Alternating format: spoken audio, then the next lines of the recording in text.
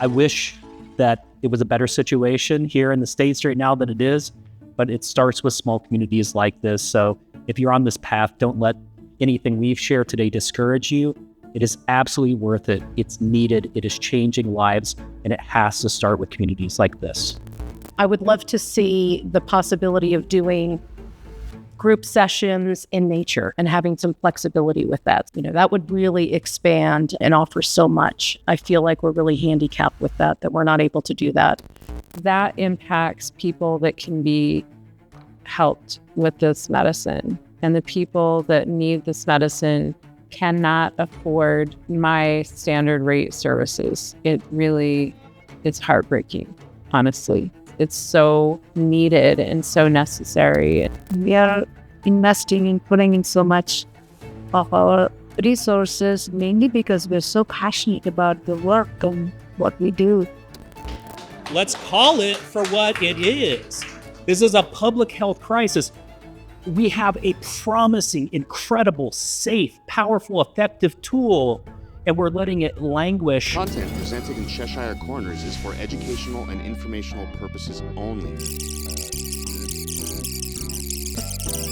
Please consult a legal professional if you have any questions or concerns about the content of this disclaimer, this series, or the legal implications surrounding psychedelic substances in your jurisdiction.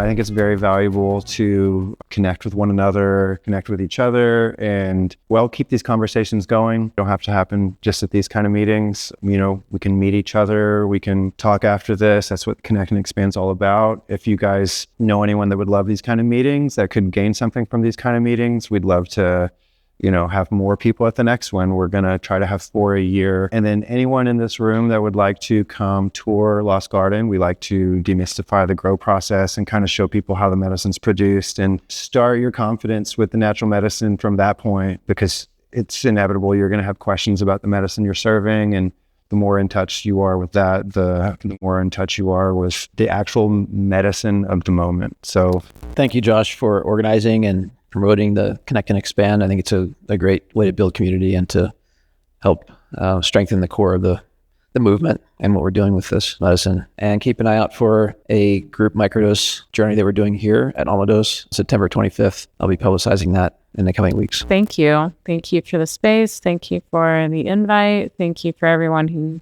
came here. And thank you for the wisdom and the experience and shared knowledge. I believe that we heal in connection and community, and it's really important to keep the conversation going outside of these spaces too. The mushrooms once told me they grow in community and they like to be eaten in community. They like showing more things in community.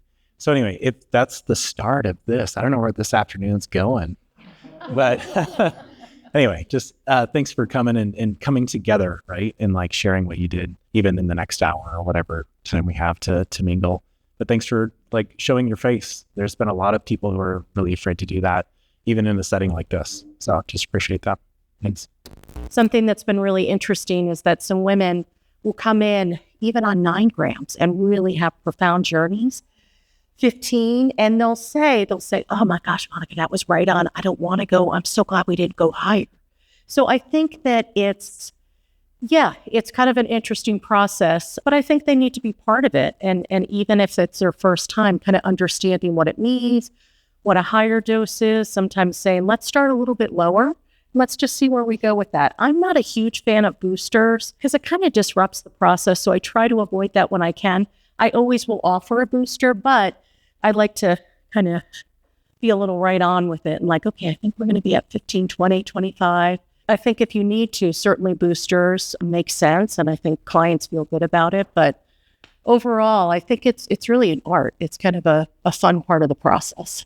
I like to offer just kind of a range of a dose and use that as a collaborative experience. It's, if you think of like very cold Western medical model, it's like usually a white guy doctor in an ivory tower telling you what your dosage is. And I understand that I'm a white guy and I'm a doctor, so I don't want to do that. So I'd rather give information about strains. I love talking about strains. It's important for us to eat our own mushrooms and have our own experience. That's a really, really important thing. For me, mushrooms show up as little personality characteristics. So I like to share stories with people. Like Shakti has a tendency to be very, very patient with me, very slow going, but they keep me at a peak for a really long time. For some people, they have, I don't know, like other metaphors, like sometimes like potency of your mushrooms, especially the way I'm finding some traction is like MVP is like a Belgian beer. If you're going to have yourself a Belgian beer, you're going to have one and maybe tomorrow is like a headachy kind of day, versus like Shakti, which is more of like an IPA, a standard kind of boring, a fine Sunday afternoon kind of IPA. So I like to really encourage folks to have a relationship with mushrooms. I do see them as a sentient being. Told you I'm eccentric about this whole thing. But when you can do that, then you can start to outsource some of the anxiety, and then it becomes a collaborative experience throughout the journey. And dosing is one of those first conversations where it really starts that way. I think I agree. I think it's more artistic. For some people, the psycholytic dose of 15 to 20 milligrams is perfect. It's nice to have the booster option. I usually do a booster at 60 to 90 minutes after the first dose to say, okay, where are we? You said you wanted to do a booster. Do you still think that's a good idea? Some people have to think about it a lot. Most people do it because they're like, okay, this has got me to a certain point and I want to go deeper. One analogy that came up with the client was with the first dose of 30 milligrams, you've jumped into the pool and there's deep end. It's 12 feet deep. Now, if you do another 20 milligrams for a booster, you may realize that you're now in the ocean, way outside of that boundaried, well-defined pool. And now you're in the deeper wild waters. And that was a place for him to be both courageous and also to have trust in himself and in the process. So it is very much an art. Dosing is an art. And I appreciate the use of boosters to allow for some flexibility in how it's administered. So you can actually have preparation, integration, and administration all in one session. And logistically, it would take about an hour and a half because you have to take 1 hour from the time of administration. But still much easier. Oregon doesn't have it.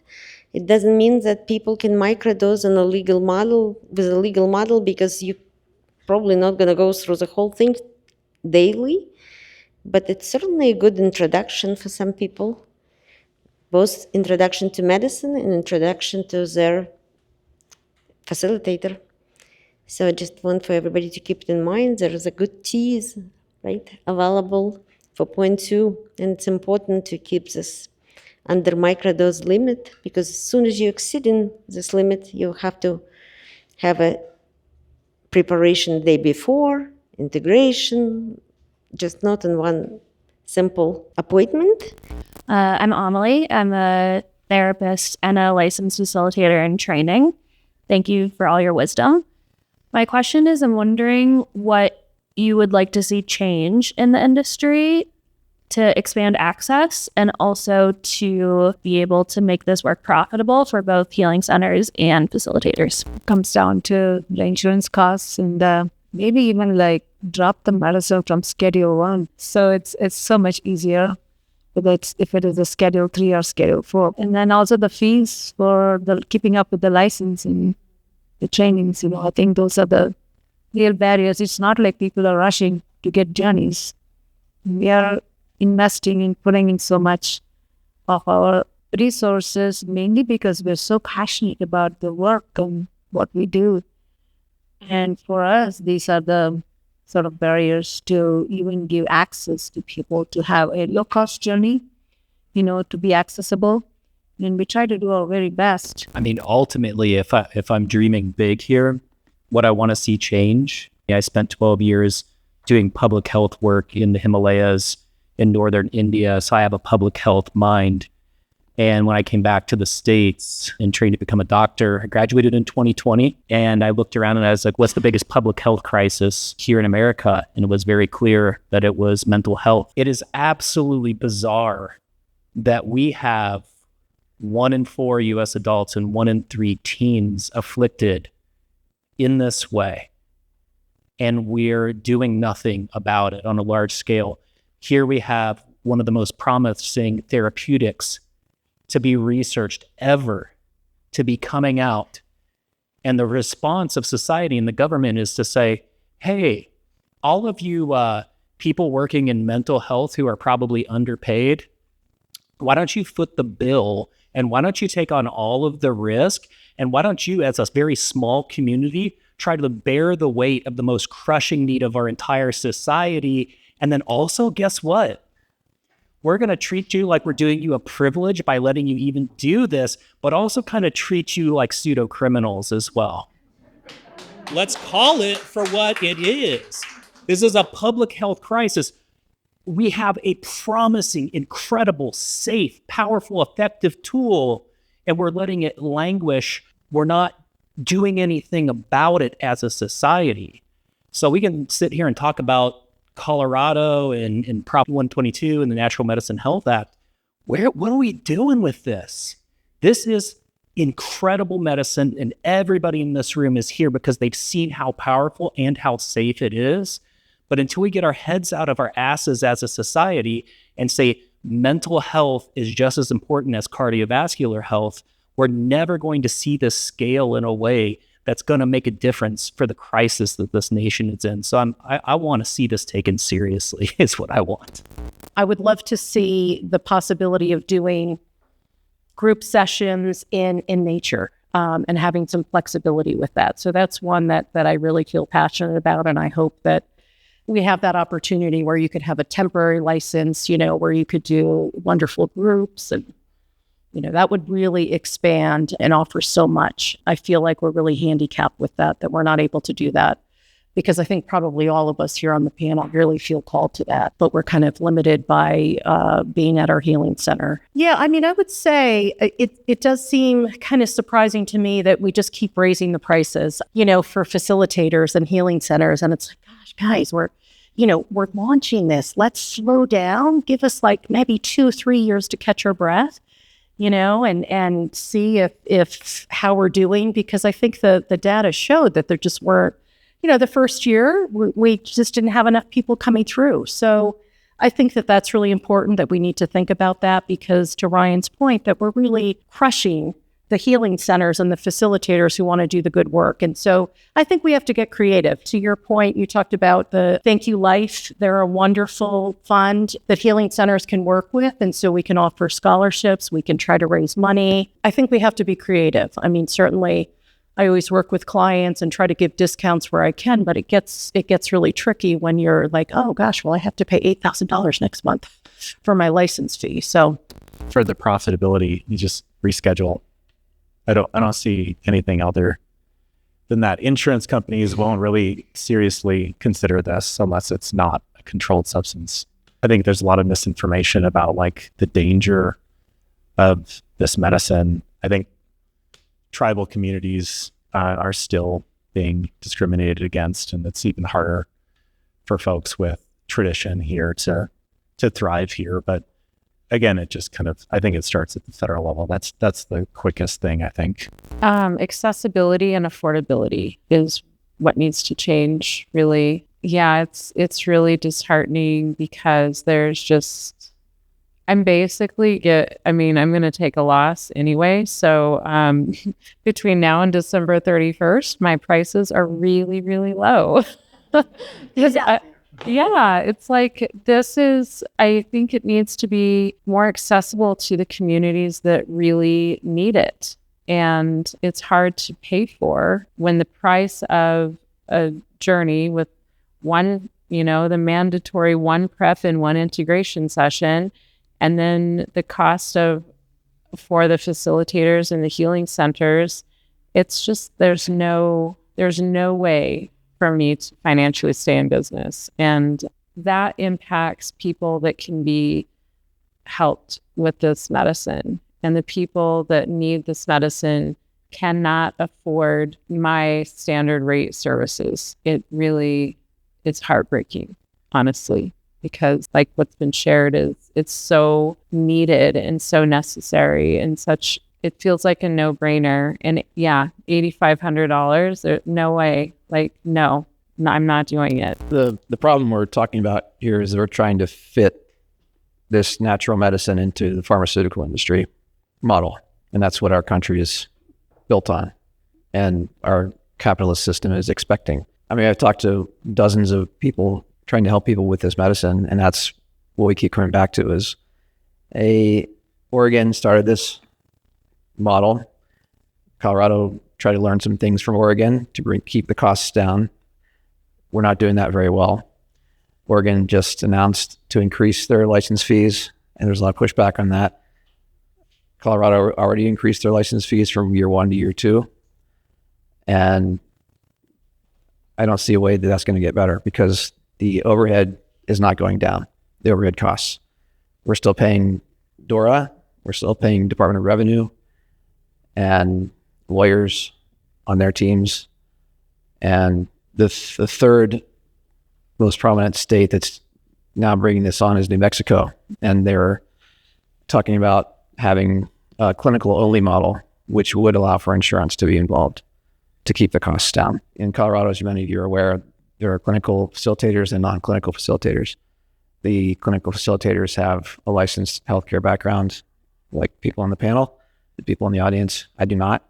So I went the non-clinical facilitator pathway. The ability for Medicaid, for example, in New Mexico to cover some of the expense is going to be a game changer. One thing that is also happening is we're getting closer to a patented version of psilocybin, which is being developed, which will become more accessible in much more areas of the country and also be much more able to be paid for with insurance. Who knows whether that's going to be a good use of the medicine or beneficial use of the medicine for people that want to get the treatment or not. This is something that people who have studied and learned about the powers of natural medicine for a long time have been fighting against it becoming part of the pharmaceutical industry, fighting against the capitalist control that happens, especially in our economy, in our culture. So that battle will continue, I think, and you'll have people like ourselves who are working and wishing for the costs to come down, but we are fighting against a bigger machine. I think we need a lot more research in terms of understanding that. But what I'm finding with the clients is that there is so much more power in dosing lower for women 40 and over. That's a generalization, and it has to be kind of broken out in terms of, estrogen and where they are in terms of, their cycle, in terms of their hormone levels. But I think it's an area that we really could kind of dial in dosing for older women. I really don't like the term ego death. I always use the term ego dissolution. Through a lot of different cultural voices, we have come to associate ego equals bad. And ego isn't inherently bad, but when the ego becomes stuck in a certain identity, in a certain narrative that's out of sync with who someone is or out of sync with reality, it can be destructive. So I'll talk very openly with clients about what that can feel like. But the metaphor I use is, imagine that you have a version of yourself built out of Legos. And then during this experience, all of the Legos get disassembled and put in a bucket, right? You didn't die. You're still there. All of you is still there. But as you come back online, as you are in the come down experience, now that the Legos have been disassembled, you have the freedom and the flexibility to put your ego back together in a new way, to create a new version of yourself, a new narrative. When we use the term ego death, it can sound really terrifying. And then when somebody gets into that experience and they're feeling their ego dissolve, they're like, oh shit, here comes the death, right? And we're kind of setting people up for terror. And I just talk through with people. I'm like, hey, when this is happening, it can feel really, really terrifying, because up until now, there's this part of you that you have said, this is the thing that's gotten me through the last 46 years. It may not be perfect, but it can't be too bad. It's kept me alive this long, right? Which I heard a little bit in your question. So I have really steered away from this ego death language to ego dissolution, and let people know, like, hey, yeah, like what you were saying, when you come back online, ego doesn't have to be a bad thing, right? If it's healthy, if it's balanced, and the identity and narrative associated with it is in alignment with your authentic, true self. I just talk really openly about it can be really terrifying if you're clinging to that identity and that story. And I've had multiple people that, like, when that started falling apart, they're like, I'm going to die.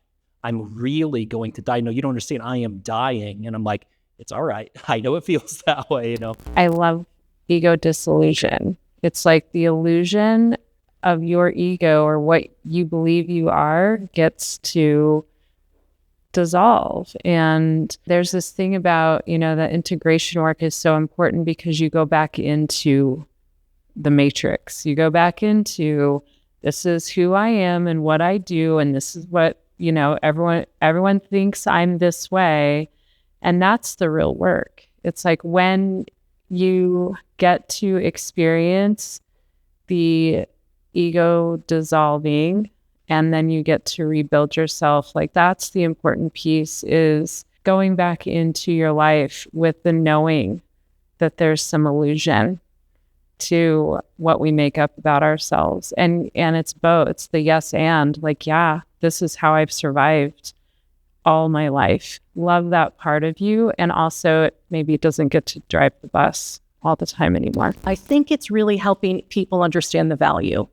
And so I don't think it's like they sit down and like, hey, this is what you need. I think it's like slowly working with people. And certainly in private practice, working with your clients. I'll send clients information about research, and I find that clients kind of are really curious about it. So I have my therapy practice as well as the healing center at the same location. So I think it's kind of maybe having a different idea about, that it takes a little bit of time. And so allowing them time to kind of digest the idea of it. And then to your point, you can certainly do payment plans with people, and so I will do, I'll do half up front. I don't ever have people pay all at once, and that feels really manageable. And then they can kind of work with it. So a lot of clients, and I love having a couple months to work with clients, because that's just fabulous.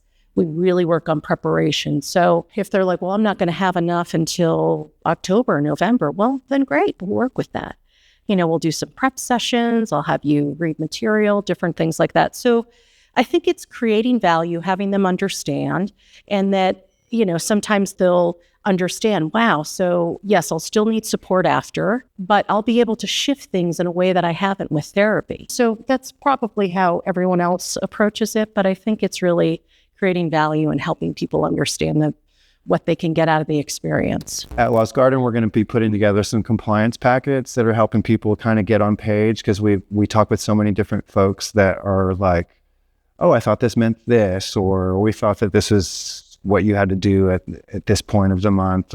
So we're going to kind of clarify everything from biosynthetic pathways to psilocybin, to psilocin, to like what is actually in the mushrooms at any given snapshot, to how to transfer medicine, how to basically comply with the state and answer questions from your clients and just be capable. So we'll be producing that probably in the next month. We'll be finished with that. Thank you all for coming out and for being curious and your thoughtful questions. Also, just kind of a shout out to Lost Gardens. I mean, you guys have been such a great resource. I'll call up sometimes like, what kind of scale did you say I needed? Very appreciative of both of you and really patience. And this is lovely to connect with everyone. I definitely want to end on a note of encouragement. Like, I'm sensitive to there's a lot of people in the room here who are like partway on this path. And I could see how a lot of the information shared here today might be really discouraging. So there's another side, right? We're all kind of like have been through the ringer for the last year and a half. So maybe we need a little bit of a catharsis here. There are people who, you know, show up and are like, hey, I'm interested in services. And I'm like, it's going to be this much. And they're like, great. I thought it would be more. There are people who are willing to pay for this. There is a way in the current model to make this viable. Those of us who have been on the front edge, we've been icebreakers and it's been hard, but we're paving the way. And to go back to something I said earlier, like whenever I did the public health projects in India, they were all the projects, the needs that were being neglected and the government wasn't addressing. And what I did was organize communities to take responsibility and to do it themselves. And I saw people do amazing things with incredibly limited resources in the harshest settings and reduce health disparities massively. I wish that it was a better situation here in the States right now than it is, but it starts with small communities like this. So if you're on this path, don't let anything we've shared today discourage you. It is absolutely worth it. It's needed. It is changing lives, and it has to start with communities like this.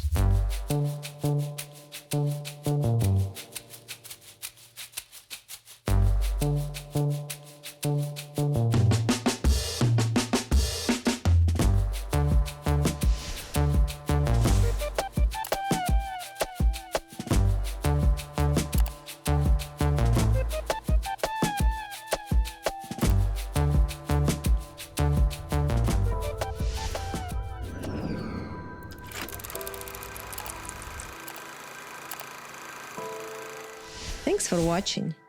If you liked it, please like and subscribe to Cheshire Corners. Tell me what you think in the comments. And as always, don't get psyched out.